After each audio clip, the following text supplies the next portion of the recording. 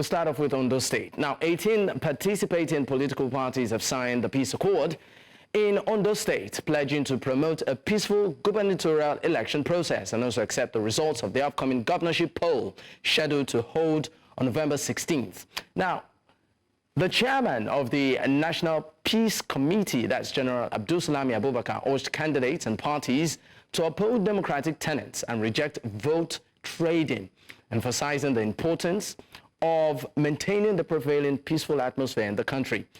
In the same vein, the chairman of the Independent National Electoral Commission, that's INEC, Professor Mahmood Yakubu, noted that no security incidents have been reported so far, further emphasizing optimism about the continued peace and promised improved logistics on election day. Now, also encouraging parties to commit to the signed accord.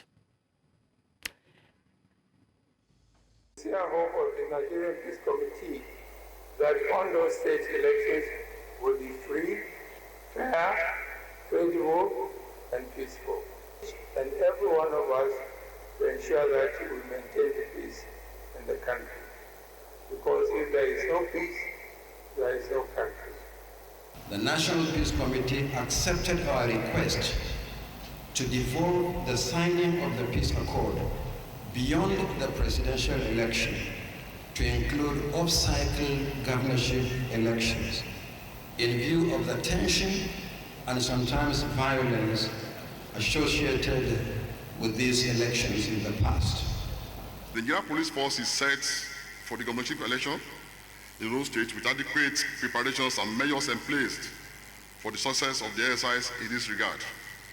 The police will deploy its available human and material resources and assets to secure the 18 local governments, 203 wards, 3,933 polling units of the state.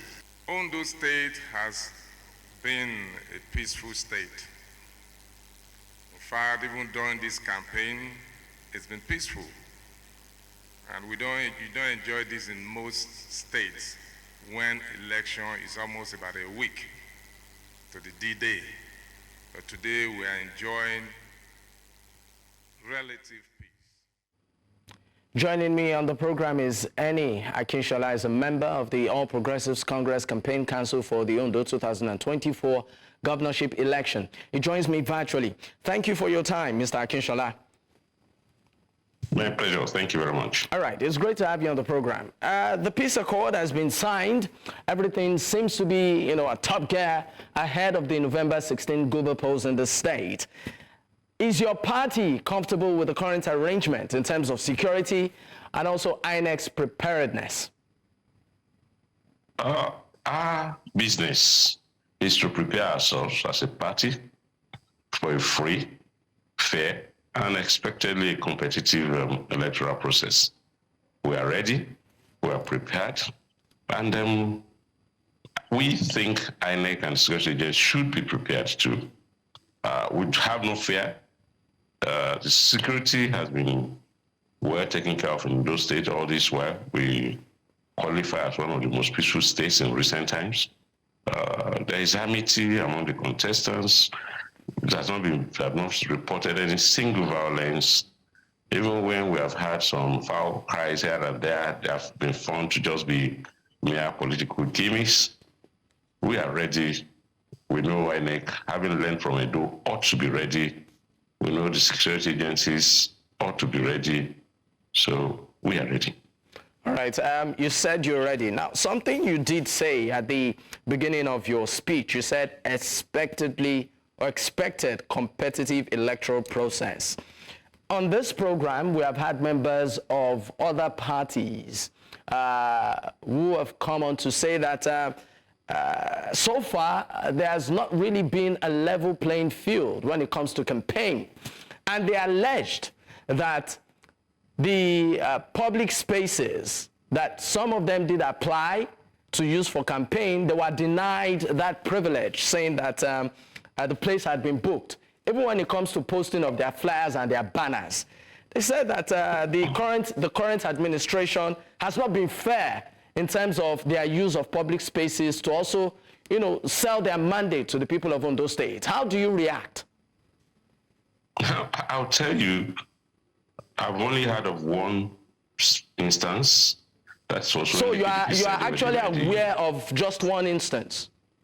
Yes, one that I consider serious, because they came out to write that they were denied. That was the PDP, and the place in question was Democracy Park. And we found out that it was only horse, and that they indeed applied too late, and that an agency had already applied to use that place. It will be the height of illegality if an agency says, I want to use this place, and that place has been ceded to an organization, and you now come because you're a party, you insist that they must take it from that organization.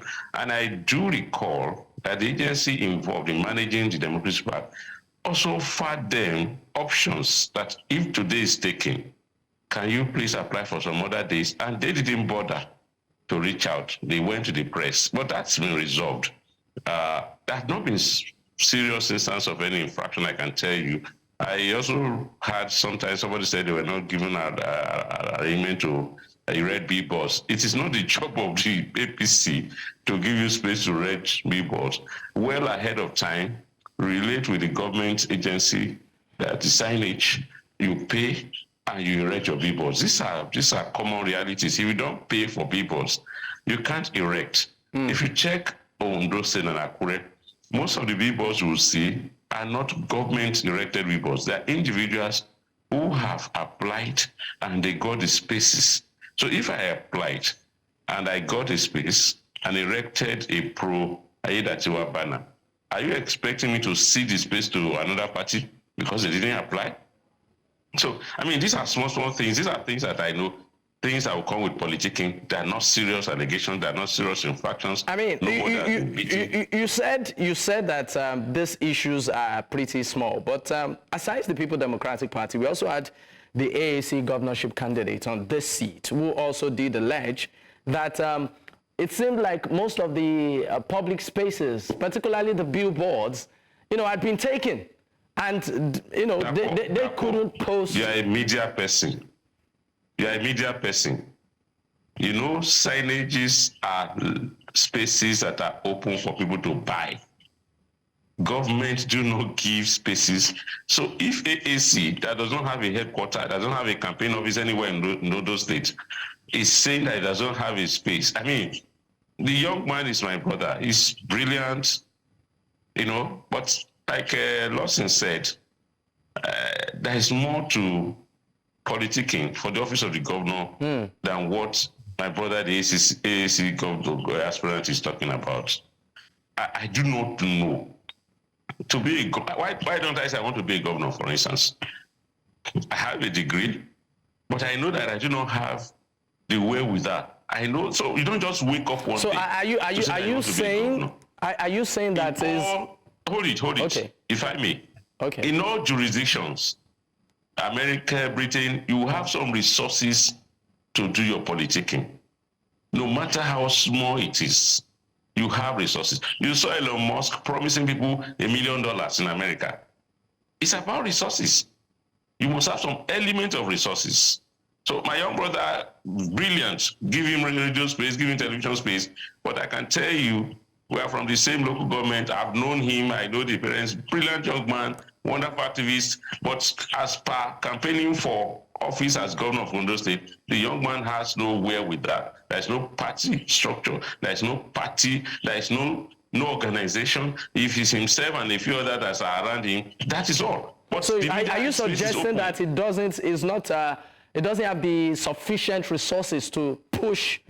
I don't want to see my brother. I don't want to reduce this to a brickbat about the AAC. I mean, the AAC is not in contention in this election. Please, it's beyond the AAC. It's just some concerns that were raised, and I feel that, the APC should be given the right of response to some of these concerns, and that's why I decided to bring them up. We do not want to bother ourselves with some of these flimsy, irrelevant accusations. They are not factual. They do not reflect reality. You are in your home. You don't have an office. You don't have one banner of yourself, and you are claiming that people don't give you space to put your banners. Okay. Why are we just celebrating some of these modalities? Okay, just a quick one also. How about allegations? How about allegations of intimidation by thugs, of the ruling party? I do not know of any thug anywhere. I mean, if there were to be any attack on anybody, and look, let us be realistic. The two contending parties in this election is APC and PDP. The PDP, as of 2 days ago, was in the bush campaigning. The APC was in, the deputy governor was in the local, the rural areas of the local government. As at yesterday, the governor was in Udayeti late in the night.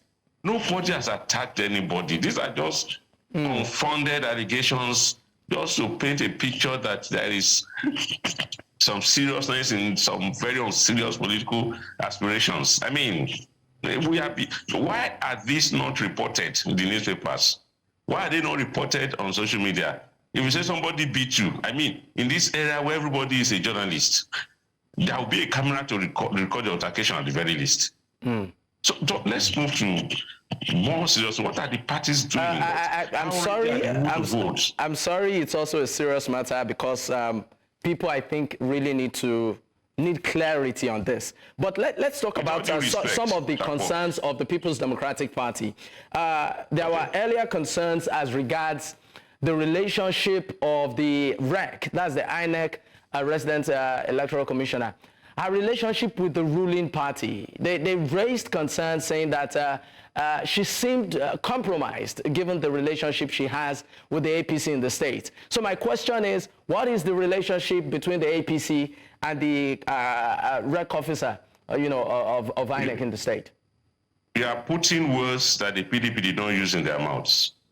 Really? And okay, please, can you better put it on their behalf for me? The false allegation, the allegation they made was that the woman is an Ondo State person, born, raised in Ondo State, so cannot by them be fair. They didn't say she had a relationship with APC. We had the PDP's spokesperson here who said they are not also comfortable because they feel she has strong relationship with the ruling party in the state. I didn't hear that. But you could have asked them of the particulars of that relationship. Is she an Ilaje woman? Is she from Ilaje local government? Is she from Obeinla?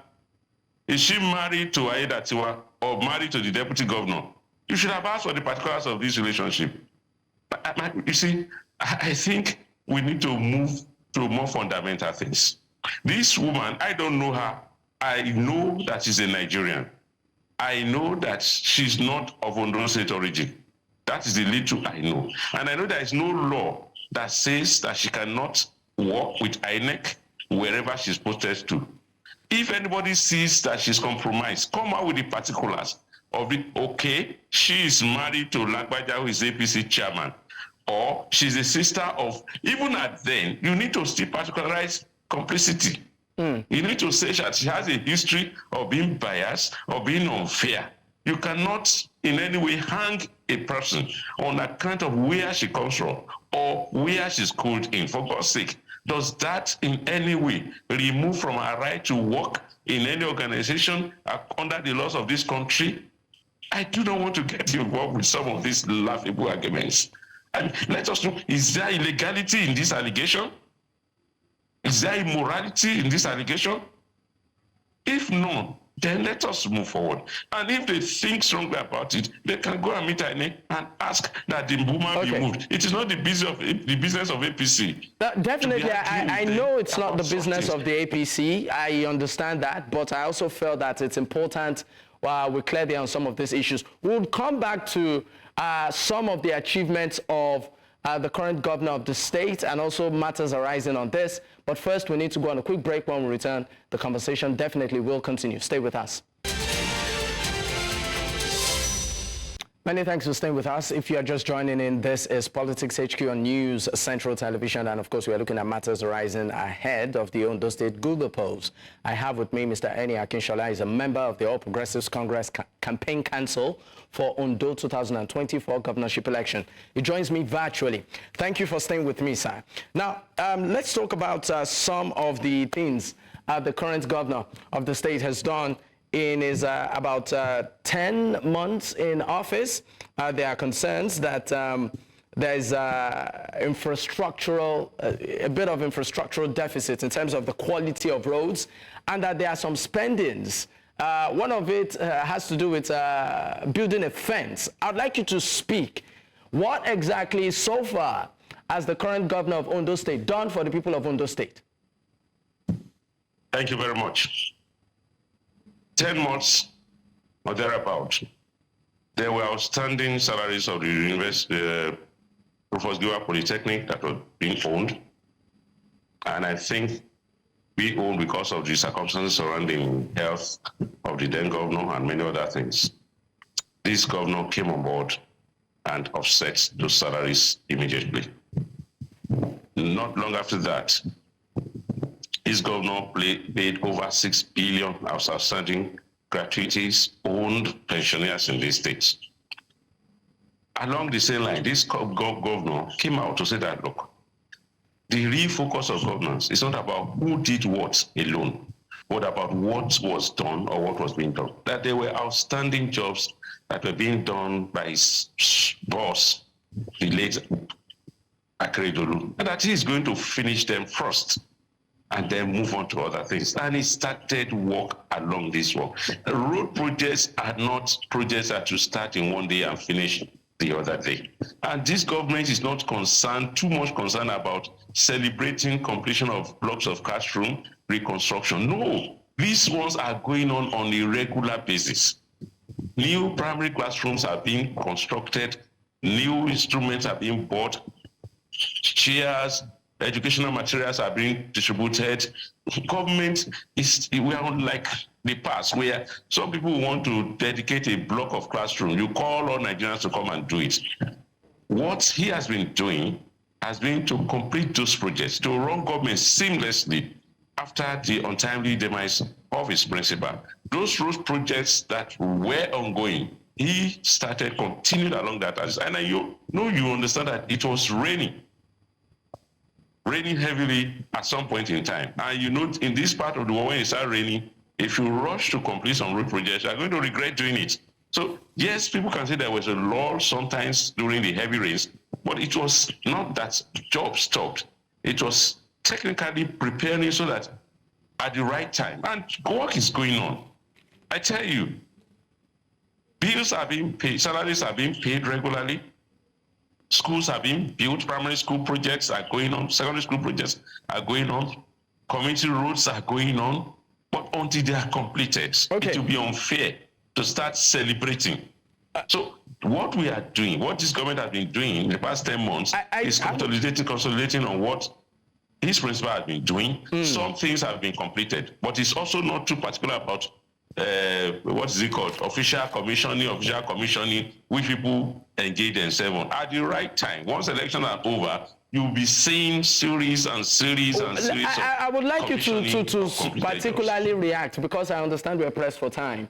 The renovation, or what some people will call the remodeling of the government house gate, perimeter fence, and some other renovations that some individuals, in the state said out of priority, especially given the amount of money spent on some of this remodeling and renovation.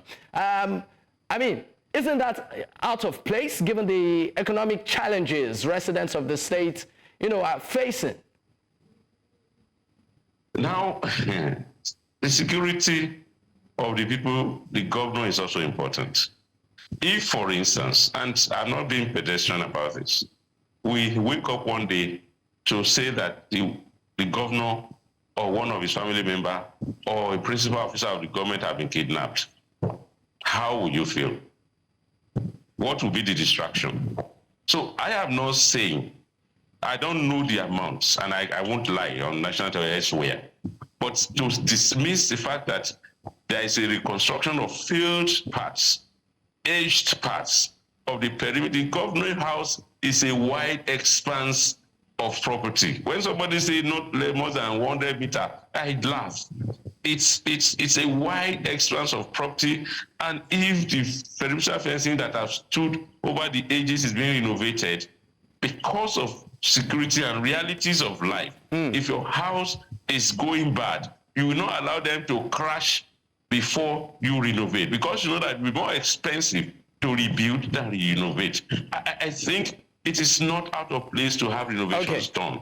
And if people have issues about the pricing, then you can talk and then justify that. But I do know that there are processes for procurement in government service. I think the issue with that project is the cost, and that, of course, is what has elicited a reaction. But for the sake of time, would have loved to extend this interview, but at this point, I would just like to tell you so much. Thank you for joining me on the program. Mr. Eni Akinshola is a member of the All Progressive. You didn't allow me to say what he has been doing right and what he has promised to do. Maybe I can definitely. You promise me you'll give me 30 minutes, and I don't have 10. Okay, maybe we'll of course revisit this conversation before the election, commences. But once again, my pleasure. Thank you so much for your time on the program. Mr. Eni Akinshola is a member of the All Progressives Congress Campaign Council for Ondo 2024 governorship election. Once again, thank you. Well, at this point, we'll go on a quick commercial break. When we return, we'll be switching gears to another big story in Nigeria, where the minors that were released, lawyers are saying, you know what, you cannot just let them go. They deserve rehabilitation and compensation. Stay with us. When we return, we'll discuss this. We'll be right back.